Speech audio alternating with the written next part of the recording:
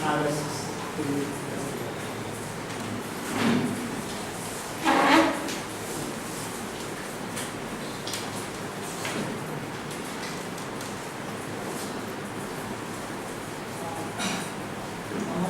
Project का नाम जैसा कि आप सबको पता है an exploration of issue and concern of Saharia tribes in 12 district of Rajasthan में जो 12 डिस्ट्रिक्ट के अंतर्गत सर्विया ट्राइब्स हैं उनके इश्यूज उनके लगाव इनका अध्ययन करना था। और इसके लिए प्रोजेक्ट को हमने 3 पार्ट्स में बांटा था। पहला पार्ट ये कि हम लोगों ने सोचा था हम वहाँ जाके जो इस शाहबाद का एरिया है और किशनगंज 12 डिस्ट्रिक्ट की 2 तहसीलें हैं किशनगंज और शाहबाद, वहाँ जाके सहरिया ट्राइब्स के मुद्दों का अध्ययन करेंगे, उनके लगाव का अध्ययन करेंगे। और उसके लिए हम लोगों ने जो रणनीति बनाई थी, सबसे पहले हम लोगों ने जो सेकेंडरी सोर्सेस थे, इंटरनेट, बुक्स या इन सारी चीज़ों से हमने स्रोत इकट्ठा किया। इनकी जो वहाँ पे सरकारी डाटा था तो वहाँ भी जाके हमने उन्हें कलेक्ट किया। दूसरे स्तर पर हम लोगों ने प्राथमिक स्रोतों से फिर जानकारी इकट्ठा करने के लिए वहाँ पे लोगों से जाकर बात की, जिसकी लगभग 22 घंटे की वीडियो क्लिपिंग्स हमारे पास, लगभग 70 के करीब क्वेश्चनर्स हमारे पास हैं, जिससे हम लोगों ने इस तरह के प्रश्न रखे थे ताकि उनके जो आत्मीय लगाव है और मुद्दे वो बाहर आ सकें और उनका सारा एनालाइज करके उनके मुद्दों का जो उनसे हमें प्राप्त हुआ और सेकेंडरी सोर्सेज से मिलान करने के बाद हम लोगों ने अंतर्ध्वनि में इस ब्रोशर के माध्यम से अपनी उपलब्धियों का फर्स्ट पार्ट की उपलब्धियों का हमने वहाँ पर जिक्र किया था, जो सर आपके पास इस ब्रोशर में हमने लिखा। लेकिन ये हमारे प्रोजेक्ट का शुरुआती हिस्सा है। हमारे प्रोजेक्ट का जैसे मैंने कहा हमने 3 हिस्सों में बांटा हुआ था। दूसरा जो हिस्सा था ये तो वहाँ पर सहरिया ट्राइब्स के लोग रहते हैं, कुछ ऐसे एरिया भी हैं जहाँ सहरिया ट्राइब्स को माइग्रेट करके गए। उनके इश्यूज जाहिर सी बात है कि जगह और समय बदलने के जैसे जगह बदलती है और समय बदलता है, इश्यूज कुछ और बदलने लगते हैं, इश्यूज कुछ और भी सामने आ जाते हैं। वो अभी हमारा पोर्शन रह गया है, उस पर हमें जाके अध्ययन करना है, जिसके लिए हम लोगों ने कुछ दूसरे एरिया चिन्हित किए थे। तीसरे एरिया में हमने कुछ एक्सपर्ट्स के इंटरव्यूज और वो सारी बातें रखी हुई। तो उसी क्रम में कि हम अपने काम को कैसे आगे बढ़ाएं या अभी जो हमारी इनिशियल जो हमारा रिसर्च है इसको और किस तरीके से आगे बढ़ाएं, ताकि इस तरह हम अपनी बात रखेंगे।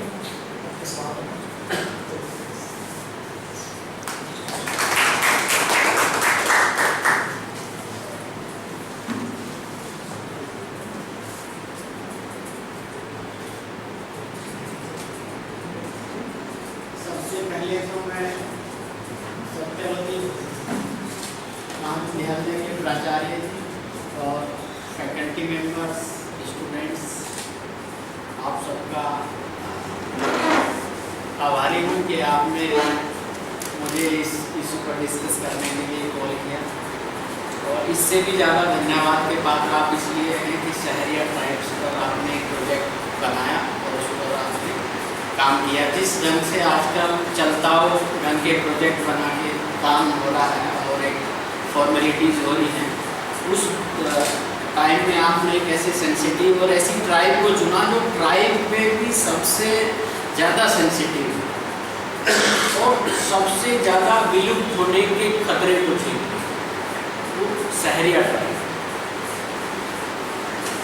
बाकी ट्राइब्स ने अपने आप को काफ़ी अपलिफ्ट किया है, काफ़ी गवर्नमेंट स्कीम्स का और प्रोग्राम्स का लाभ लिया है, लेकिन सहरिया ट्राइब्स खुद में सबसे ज़्यादा दुर्भाग्यशाली है। कि मैं तो बुंदेलखंड का अनुभव आपको इस तरह से शेयर कर सकता हूँ कि आज तक भी वहाँ करीब 40-50 छोटे बड़े टोले गांव हैं शहरों के, वहाँ कोई 10वीं तक की शिक्षा भी प्राप्त नहीं करता, कोई 10वीं पास भी सहरिया समुदाय के अंदर नहीं करता। राजस्थान के जिन डिस्ट्रिक्ट्स का आपने जिक्र किया, उनमें कोटा के शाहबाद क्षेत्र में मेरा करीब 7-8 साल पहले कुछ दिन घूमना हुआ। वहाँ एक NGO एनजीओ काम करता है स्वराज, उसका हेडक्वार्टर जयपुर में है, तो उनके साथ मेरा कुछ घूमना हुआ। उस पूरी बातचीत को अपने इस बातचीत में हम डिस्कस करेंगे, वहाँ के भी क्या अनुभव है, वहाँ के क्या अनुभव है। ट्राइब्स के बारे में मेरा जो अपना अनुभव है, ज्ञान है, उसके दो स्रोत हैं। मैं इसे थोड़ा आप लोगों को बताऊँ कि बहुत एक्सपर्टीज भी नहीं है और इतना भी नहीं है कि बिल्कुल उनसे अछूते हैं। मेरा सबसे ज़्यादा सत्संग या सबसे ज़्यादा चर्चा या बातचीत ट्राइब्स के बारे में होती रही डॉक्टर बीडी शर्मा। अगर आप लोगों ने थोड़ा उनका नाम पढ़ा हो, देखा हो या नेट पर देखा हो, कभी कभी मैं कहूँगा कि आप भी जाइएगा, यही रहते हैं सराय काले खां के नगली गांव में। और मैं तो कहता हूँ कि हिंदुस्तान में अगर ट्राइबल्स पर या ट्राइबल इशूज पर बात करनी है तो बीडी शर्मा के अलावा कोई बात तो उनका नहीं है। जिस संवेदनशील ढंग से उस व्यक्ति ने ट्राइबल्स के साथ काम किया है, वो करीब 15 से 16 ट्राइबल भाषाएं बोल लेते हैं, लिख लेते हैं, उनसे बातचीत करते हैं। और कई जगहों में ट्राइबल लिपि को डेवलप करने के लिए काफी प्रयास किए और एक हाथ से लिखा अखबार चलाते हैं जिसमें करीब 30 साल हाथ से लिखे अखबार का मतलब जितना भी लिख पाते हैं महीने में। आजकल थोड़ा स्वस्थ नहीं है। मैं इस प्रोजेक्ट के तहत जैसे आपने मुझे डिस्कशन के लिए बुलाया, मैं आपसे निवेदन करूँगा, प्राचार्य से कहूँगा कि उनके अनुभव का मैं व्यक्ति लाभ लेंगे और जिस दिन आप कहेंगे मैं उन्हें आपके बीच लेके आ जाऊँ।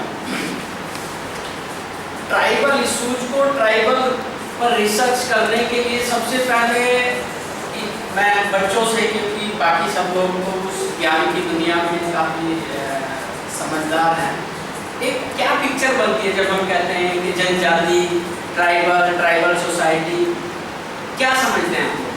कैसी मतलब एक बहुत पिछड़ा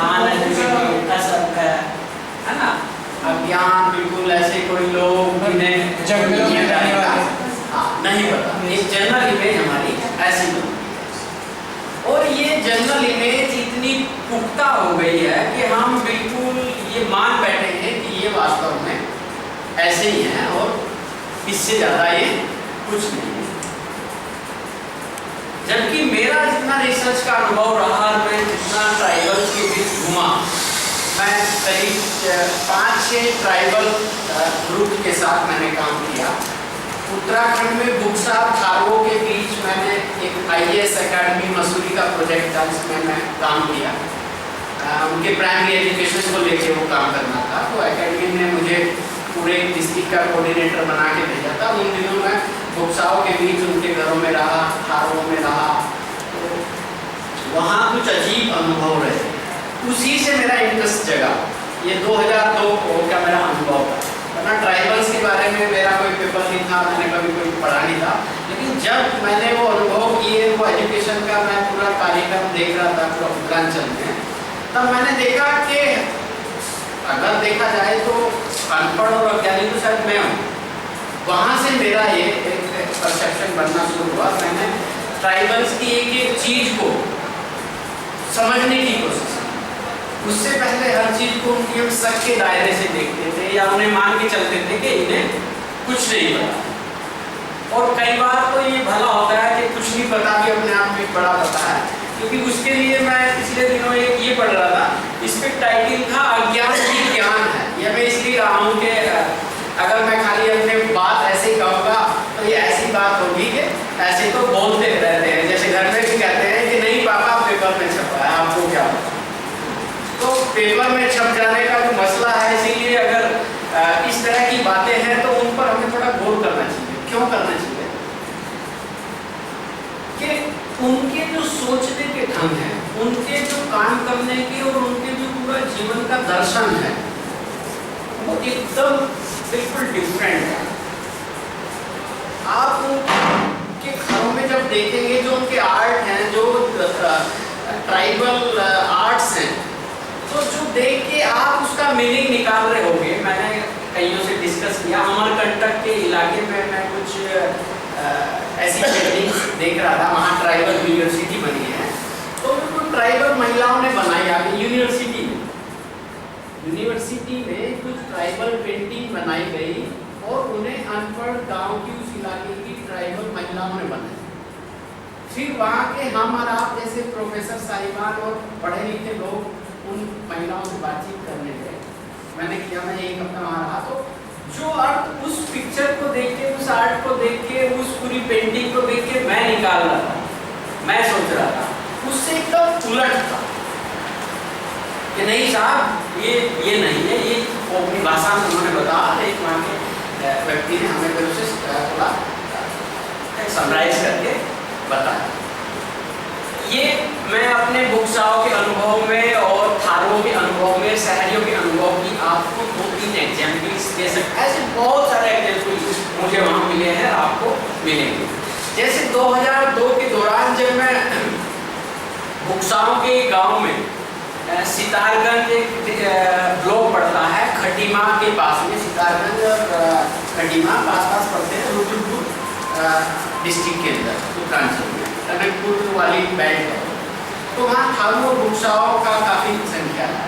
उनके बीच जब मैं कुछ गांव में गया तो रात को जब बैठते थे, बातचीत करते थे, तो ऐसे ही उनसे डिस्कस करते थे कि आप ये क्यों नहीं बना लेते। जैसे हम विकासमान लोगों का एक सोच होता है कि आप ये क्यों नहीं कर लेते, आप दुकान क्यों नहीं कर लेते, आप पढ़ाने की नहीं लगते, आप कोचिंग क्यों नहीं खोल लेते, आप तो इससे ज़्यादा पैसा, उसी मतलब वे प्रोसेस में हम लोग सोचते हैं। तो ऐसे ही पूछा कि आप तो घर में कई लोग हैं, तो आप अपने ये हल वगैरह पुरुष क्यों नहीं कर लेते, आपने ये अपनी लकड़ी की बोगी क्यों नहीं ठीक कराई। तो जो उनके बुजुर्ग थे वो थोड़ा सा ट्रेनिंग में आने लगे थे, पढ़ा लिखा महिका पूरा क्षेत्र का लगता था, तो उस भाषा को थोड़ा सिंप्लीफाई करता था मेरे लिए। उन्होंने बताया कि साहब इसलिए ठीक नहीं कर पाए, इसलिए गाड़ी नहीं बनवा पाए, इसलिए इस बार हल्का और ठीक नहीं कर पाए कि इस बार आंधी तूफान वगैरह और ये मतलब उन्होंने अपनी भाषा में बोला, कोई नहीं आया और कुछ उस तरह का मतलब नहीं। आंधी तूफान नहीं आया, बारिश नहीं, आंधी तूफान जैसे हम डरते हैं, तो और आपके लिए वो एक ओकेजन है कि वो आना है, उसी से काम बनेंगे। क्यों इसे समझ नहीं पाया, इसका क्या मतलब है कि इस बार साहब आंधी तूफान वगैरह कम आए तो पेड़ वगैरह कम गिरे, और पेड़ वगैरह नहीं गिरे तो लकड़ी की कोई यंत्र हम नए इस बार नहीं बनवा। आप इस बात से, जब इस बात को मैंने सोचा और उन्होंने मुझे बताया, तो मैं रात भर सोचता रहा कि कहाँ मैं पर्यावरण प्रेमी पढ़ा लिखा जो पर्यावरण पर पूरा भाषण करके आता हूँ और बच्चों को पढ़ा के आता हूँ, और कहाँ एक अनपढ़ ट्राइबल आदमी गांव में जो अपने नेचर को, अपने प्रकृति को, अपने पेड़ को या अपने कामों को भी इसलिए डिले किया हुआ कि सर पेड़ गिरेगा या सूखेगा या टूटेगा, तो उसी का इस्तेमाल हम करते हैं। और जिन्हें हम कहते हैं कि नहीं वनों को इनसे खतरा है, या जो हमारी नई फॉरेस्ट पॉलिसी है वो इन्हें वनों से बेदखल करती है। तो इस पूरे मतलब इस पूरी अंडरस्टैंडिंग को, इस पूरे को एग्जिस्टेंस को जो नेचर के साथ उन ट्राइबल ग्रुप का है, हमें समझने की जरूरत है। फिर मैं कुछ इसी तरह थारू लोगों के साथ काम कर रहा था। कुछ गाँव वहाँ थारू हो गए, तो वहाँ थारू महिलाएं भी जब वन से लकड़ी लेने जाती थी या वो जड़ी बूटी लेने जाती थी या फल तोड़ने जाती थी, तो बकायदा हम देखते थे कि वे किसी भी अधपके या ऐसे फल को कोई टच नहीं करते थे। वो जब गिरेगा या वो तोड़ने लायक होगा तब तोड़ा जाएगा। मतलब उन्हें इतनी एक एक चीज की कॉमन सेंस है, जिसे हम सहज समझ कहते हैं, सहज बुद्धि कहते हैं, कि पेड़ को कहाँ से काटना है, कहाँ से छीलना है, कहाँ से गोंद लेना है, कहाँ से बीज लेना है, कहाँ से उसकी छाल लेनी है, कितनी लेनी है, ताकि वो भी बना रहे और हमारी पूर्तियाँ भी होती रहे। तो जो पूरा एक समाज का दर्शन था, जो एक जीने का पूरा तौर तरीका था, वो एक उनके पास थी समझ, जो हमारे लिए आज अनपढ़ है, असभ्य है और पर्यावरण जैसे खतरों पर हम बिल्कुल ऐसे ही बोल रहे हैं जैसे मुर्गा बिरयानी खा के और शाकाहारी एक भाषण करना, है ना, सारा नुकसान हम पहुंचा रहे हैं पर्यावरण को, हर चीज का, और उस पर हम पूरा उपाय सुझा रहे हैं। लेकिन वो पूरा जब जीवन दर्शन पूरा लाइफ स्टाइल ही हमारा नहीं है, तो ये एक बेईमानी सी बात है कि हम जिएंगे इस दर्शन में और काम करेंगे ऐसे। तो यही हमारे सारे संकट का कारण है, और यही पूरी घड़ंत है कि हमने तमाम उन चीज़ों को, ये हमने इतनी हमारा माइंडसेट बनाया कि पिछले 200-250 सालों में उन तमाम चीज़ों को बैकवर्ड, असभ्य, अनकल्चर्ड डिक्लेयर किया गया, जो इस पूरे विकास के पूरे रथ को रोकने में कुछ आगे आ रहे कि इन्हें पहले अनपढ़ डिक्लेयर किया जाए, असभ्य डिक्लेयर किया जाए, और इन्हें ये किसी काम के नहीं है। और यही पूरा का पूरा उस इशू के साथ हो रहा है, और ट्राइबल इशू है। और अब तो एक ट्राइबल का नाम लेते हैं कि ये असभ्य अनपढ़ से ज़्यादा खतरनाक पिक्चर उभरने लगी नक्सलाइट वाली, कि ये नक्सली भी होते हैं, ये जो है माओवादी भी होते हैं। अब तो उनके साथ एक ये और खतरनाक पिक्चर बन गई। लेकिन वे क्यों होते हैं, कैसे होते हैं, या वो क्यों बने ऐसे, ये एक पूरी लंबी डिबेट है। उसमें ना हमारे प्रोजेक्ट के लिए कोई ज़रूरत है और ना इस बातचीत में कोई ज़रूरत है। तो जब तक हम उस पूरी बात को नहीं समझते, जब तक हम उनके पूरी उस समझ को, उनके पूरे उस ज्ञान को नहीं समझते, और अपने जिसे हम ज्ञान कहते हैं वो बेसिकली ज्ञान नहीं है। इसे हम सोशियोलॉजी के लोग को जब इसका ऑपरेशन करते हैं तो हम इसे नॉलेज पॉलिटिक्स कहते हैं। ये नॉलेज पॉलिटिक्स ऐसे है कि इसमें साहित्य के विद्यार्थी हैं, साहित्य के लोग अच्छे से समझते हैं, सब प्रकार जी बैठे हैं कि शब्द भी एक सत्ता है ना। और शब्द सत्ता कैसे काम करती है कि जैसे आप कोई नया शब्द घड़ते हैं, नया शब्द को छोड़ते हैं, किस तरह से हमारे माइंड को पैटर्नाइज करता है, कैसे उन्हें सेट करता है, और फिर हम उस दिशा में बढ़ते हैं। ये ऐसा ही मसला है, ट्राइबल वाला हो चाहे महिला वाला हो। ये ऐसा है कि जैसे मैं कहूँ कि इस विभाग में जो सफाई करने वाला है, अभी मैं ये गंदगी फैलाऊंगा, पानी की नीचे फैलाऊंगा, कोल्ड ड्रिंक का नीचे फैलाया, गिलास फैलाया, नमकीन पैकेट वो फैलाया, गंदगी मैंने फैलाई। लेकिन गंदा आदमी कौन, जो सफाई करने वाला है, क्योंकि ये तय मेरे सब करते हैं कि आप सफाई वाले हैं, मैं प्रोफेसर हूँ। तो ऐसा ही उनके साथ हमने किया है कि हम ज्ञानी हैं, आप अज्ञानी हैं, आप असभ्य हैं, अनकल्चर्ड हैं, क्योंकि ज्ञान मेरे पास है। उन्हें कोई भी अवधारणा देने वाला, डिफाइन करने वाला शब्द मेरे पास है। उनकी तो क्योंकि उनकी तो पूरी की पूरी कल्चर, पूरा सोसाइटी, पूरी कम्युनिटी एक मौखिक परंपरा की बना, और वहाँ कैसे बिल्कुल पीढ़ियों से ज्ञान, एक पीढ़ी से दूसरी पीढ़ी में जिन चीज़ों को हम और आप जानते समझते नहीं, वो कैसे हजारों सालों से कंजर होके चलता जा रहा था। कोई पहले लिखत पढ़त नहीं थी, लिखत पढ़त छापा खाने ने भी बेसिकली क्या किया कि मतलब चीज़ों को फिक्स कर देना, लिख देना, ये भी तो कट्टरता है ना, फिक्स कर देना। और वहाँ कोई फिक्सेशन नहीं होता। बेसिकली ट्राइबल सोसाइटी के टेम्पर को और उस स्वभाव को, उस पूरे नेचर को अगर नहीं समझा जाता, तो जो रिसर्च मेरे समाजशास्त्र में पिछले 200-250 सालों से हो रहा है वो कोई काम का नहीं। मतलब उस रिसर्च ने उनका क्या भला किया, उनके जीवन में क्या बदलाव आया। और मैं इस प्रोजेक्ट वाले साथियों के साथ और आप सबके साथ भी ये गुजारिश करूँगा कि ये हम लोगों जैसा आप ट्रेडिशनल रिसर्च मत करो। ये तो हम कर रहे हैं, सोशियोलॉजी वाले लोग, सोशल साइंस वाले लोग, है ना, डेटा कलेक्ट करेंगे, एनालाइज करेंगे, रिपोर्ट लिखेंगे, देखेंगे, क्योंकि वहाँ ट्राइबल के साथ जो बेसिक संकट है, उन सोसाइटीज को आप फैक्चुअल फाइंडिंग के साथ, डेटा के साथ या आंकड़ों के विश्लेषण और उसके साथ समझ ही नहीं सकते। जो आपको मैंने एग्जाम्पल अभी दिए, जो अर्थ मैं लेता हूँ वो उनके लिए उसका अर्थ है ही नहीं। ये जो हम सोशल साइंस के लोग पिछले कई से सालों से उनके साथ जाते हैं, उनका लिखत पढ़त और उनकी पूरी सांख्यिकीय विश्लेषण करते आ रहे हैं, और उनकी स्थिति में कोई बदलाव नहीं, वो दूरी से भी और बदतर होती जा रही है। तो आप जैसे साहित्य के लोग अगर उसके साथ जुड़ के काम कर रहे हैं तो ये अच्छा लक्षण है, इससे समाजशास्त्र भी कुछ सीखेगा। हम लोग भी, क्योंकि जब समाजशास्त्र की समझ और साहित्य की संवेदना मिलकर इस तरह के सेंसिटिव इशू पर, ट्राइबल इश्यूज पर काम करेगी तो कोई काम की बात निकल के आएगी। क्योंकि उनकी जो बहुत सारी इनहेरेंट चीजें हैं, जो उनकी बेसिक समझ है, जिसे ये आधुनिक जो सोशल साइंसेज है या मॉडर्न रिसर्च टेक्नोलॉजीज हैं, इंटरव्यूज लेना, शेड्यूल बना लेना, डेटा कलेक्ट कर लेना, ये जो रिसर्च के मॉडर्न टूल हैं, ये वहाँ इफेक्टिव नहीं है। मैं कराया हूँ, मैंने खुद कर लिया है, बहुत सारी चीजें से छूट जा रही हैं। उनकी आदिमता और जो ये आधुनिकता है, इसके बीच जबरदस्ती क्लैश है।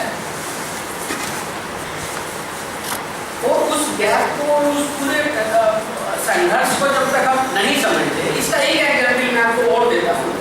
बुंदेलखंड के ललितपुर डिस्ट्रिक्ट में जब सहरिया ट्राइब्स के एक गांव है कुछ दो, उसका एक आर्टिकल मेरा कई मैगजीन में छपा है, वो मैं दे के जाऊँगा आपको। कुछ दो गांव हैं, वहाँ शहरियों के करीब 100 से ऊपर फैमिलीज हैं, और उस गांव के किनारे पे एक मुस्लिम फैमिली रहती है। शेर खान नाम है उनका, उनकी माँ का नाम अनवरी था। ये 2 साल पहले मैं जब ऐसे फैक्ट फाइंडिंग वाला रिसर्च सोसाइटी वाला रिसर्च जब हम कर रहे थे, तो मैं गया और मैं घूमा पूरे गांव में। मैंने काफ़ी डेटा कलेक्ट किया उस गांव के करीब 100 में करीब 70-75 फैमिलीज का काफ़ी डेटा।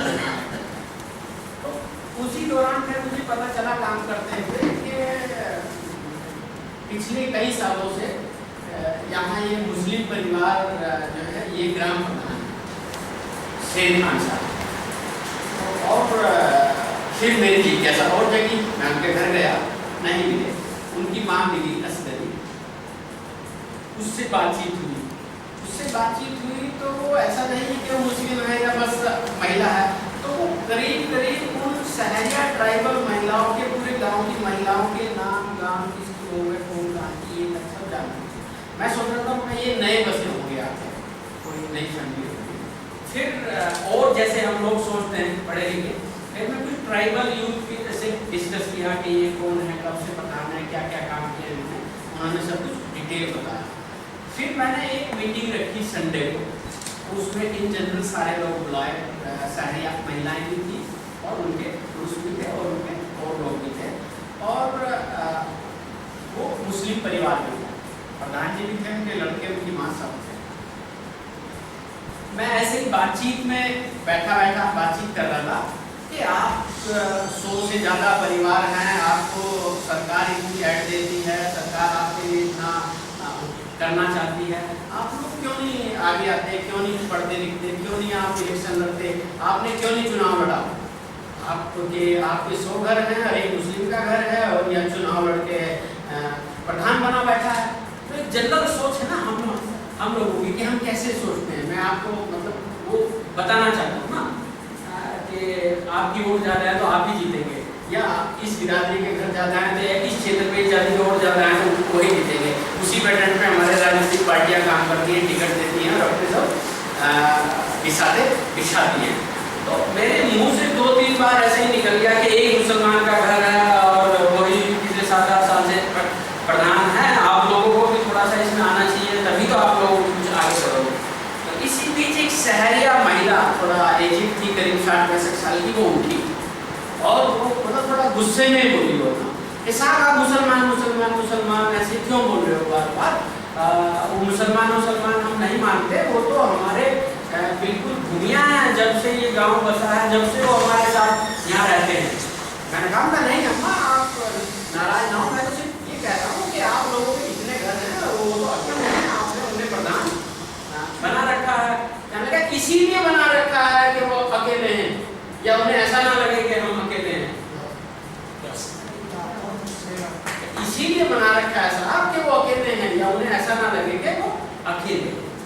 तो एक परसेप्शन मतलब है ना, मेरे जैसे पढ़े लिखे अल्पकचरे पढ़े लिखे आदमी का परसेप्शन कि जिसकी जितनी वोट होगी, जिसका लोकतंत्र में जिसका बहुमत होता है, जिसके पास जितना ताकत होती है वो जीतता है साहब। लेकिन एक ट्राइबल आदमी, अनपढ़ शहर या समाज, बुंदेलखंड जैसे पिछड़े क्षेत्र का गांव, मतलब मैं कहता हूँ कि सेकुलर या एक उस तरह की धर्मनिरपेक्ष समझ उनके बीच है या हम पढ़े लिखों के बीच है, या हमारी कंसेप्ट में गलती है, या उनका डेमोक्रेसी गलती है, या भाई इन किताबों वाला लोकतंत्र में कुछ गड़बड़ है। इसे पूरे मामले को हमें ये भी समझना है, ये अगर हम पढ़े लिखों में बात करते हैं तो उन्हें बड़ा खतरा दिखता है, हम उनके लिए बड़ी गलत बात है कि यार आप बेवकूफ की बात करते हो, जबकि सही मायनों में हमें अपने आप को तोल लेना चाहिए कि उस आधुनिकता में क्या है, इस आधुनिकता में क्या है। हमारे मॉडर्न डेमोक्रेसी के कंसेप्ट में बहुमत का राज है और वहाँ अल्पमत का राज है कि जो कमजोर है उसे ताकतवर बनाना है। सरकार नारा लगा रही है कि कमजोरों को सबल बनाना है, सशक्तिकरण करना है, सबलीकरण करना है, लेकिन वो कैसे करना है, हिसाब ऐसे करना है, लेकिन वहाँ अपने आप सब कुछ हो रहा है, वहाँ सब मौजूद है। तो मेरा बेसिकली एग्जाम्पल से सिर्फ इतना सरोकार है कि हम जब उस रिसर्च को करें, जब उन लोगों के बीच जाएं, तो अपना ज्ञान, अपना सारा समझ थोड़ा दिन के लिए थोड़ा रख के जाए अपनी यूनिवर्सिटी में, अपने डिपार्टमेंट में, अपने घर में, अपनी किताबों में। वहाँ ये किताबें साथ नहीं दे रही। मेरा जितना पिछले 10 साल का ट्राइबल्स के या और शहरी आर्थिक के अलावा और भी दूसरे ग्रुप के साथ काम करने का जो तजुर्बा है, वो बिल्कुल एकदम अलग ढंग का उनका अपना सोच है।